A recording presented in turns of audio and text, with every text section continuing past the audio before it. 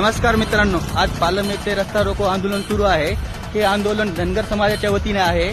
त्यांची प्रमुख मागणी आहे की धनगर समाजाला एसटी प्रवर्गातून आरक्षण मिळावे, यासाठी हा रस्ता रोको आहे। मी त्यांचा अंतकरणपूर्वक आभार मानतो आणि मी माझे दोन शब्द संपवितो।